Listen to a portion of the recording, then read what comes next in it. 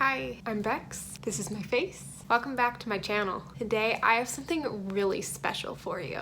When I first started my channel back at the end of 2019, the majority of my content had to do with ghosts, spooky things, cryptids and monsters, anything spooky and scary. That's what I talked about and illustrated. I have been itching to get back to that kind of content. I have had a number of paranormal experiences in my life, and I've always been fascinated and obsessed with anything having to do with the other side. If it's dark and spooky, I'm about it. this glows in the dark. So one of my favorite things is sharing my ghosty and spooky experiences with anyone who will listen. I love talking about it. And today I want to share one of my stories with you and illustrate a picture for it. Yeah, so get cozy, turn down the lights, and get ready for ghosty time. Here we go. Several years ago, I made a trip down to Florida to visit my parents for a few days. I live several states away, so I don't get to see them very often. At the time, they had recently moved into a new home, and I was really excited to see their new place. And really excited to relax in some warmer weather too. My stay was relaxing and overall uneventful. We had plenty of family time, hanging out by the pool, watching whatever new movies were out, and enjoying good food. It was a typical trip to see my parents. Until the second to last night I was there. That's when things took a dark turn. Every evening I would retire to the guest bedroom, which was usually an exercise room with a Murphy bed against one wall. One of those beds that folds up into a bookcase. It was pretty cool.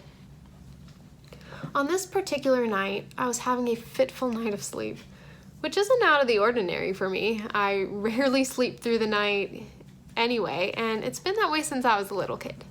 Sleep is not something that comes easily to me. When I woke up and opened my eyes, there were a bunch of those dark, cloudy shapes obstructing my vision as my eyes adjusted to the dark. Again, this is nothing out of the ordinary. This kind of thing happens to me all the time. I'm sure it's happened to you too. And I'll say at this point, I wasn't the slightest bit concerned. I wasn't scared. Nothing weird was happening. And even though I was somewhere new, it was my parents' house. It was a safe place. And as the dark, cloudy shapes began to disperse and disappear, there was one dark shape right in the center of my vision that wasn't going away yet. I had the fleeting thought that it kind of looked like a man, hunched over. But that was a silly thought, and I pushed it away and continued just looking around the room, my eyesight adjusting even more. And then I realized all of the dark shapes were gone. All of the dark, cloudy splotches that had disappeared. My eyes could see just fine at this point. They'd adjusted. But the one dark shape, the one that vaguely resembled a person, was still there. And it was at this point I noticed it wasn't moving with my eyes as they looked around the room, like floaters do, or as the other dark shapes had. I couldn't stop staring at it, and I was trying hard to figure out what I was looking at, but at the same time I didn't want to obsess over it and my mind to play tricks on me, but I couldn't stop staring. It really, really did look like a person hunched over, but it couldn't be.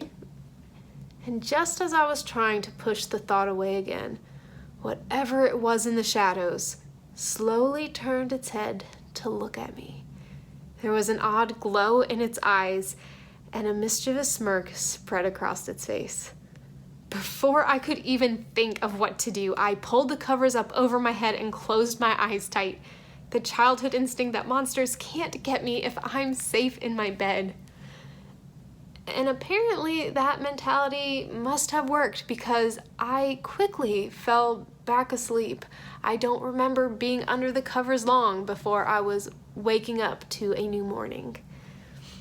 The next morning, the next day, they passed without incident. Nothing weird happened, and I'd almost forgotten about my creepy encounter the night before. But going to bed that next night, my last night staying with my parents, I got a little anxious, which understandably so.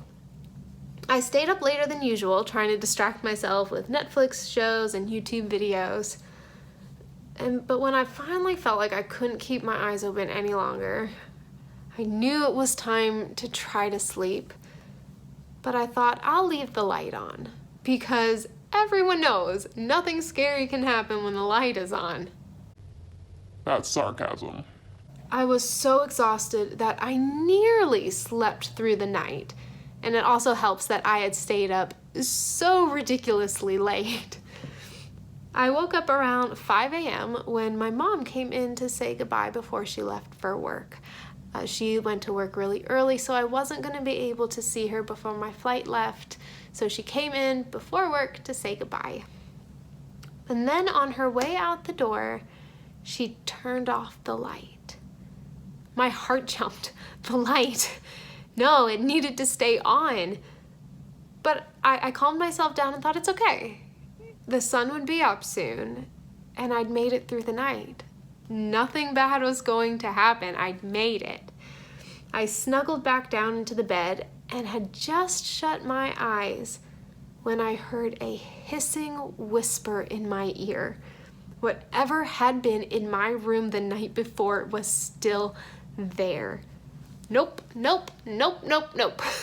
I flung the covers over my head again and prayed that nothing else would happen before it was daylight. I did not want to deal with this. I was on vacation. It was not the time. And nothing else did happen. Now, I've stayed with my parents on numerous occasions since this incident, and I've never seen this mysterious shadow being again. Nor have I even felt the slightest bit of unease staying in that bedroom. It's obvious to me that he did not belong to that house. He, or rather it, was merely passing through. So, what do you think? What do you think I saw that night? Was it a ghost? Or was it something else entirely? Something more sinister? Leave me your thoughts in the comment below and let me know, have you ever seen a shadow person or shadow creature, whatever you want to call them? Have you ever had an experience like this, and what did you do? And I know there's probably one burning question that you have right now. What did it whisper to me that morning? Honestly, I couldn't tell you. I have no idea. When I first started having paranormal experiences, I made a very conscious decision that I would not ever be open to communicating with any ghost or spirit.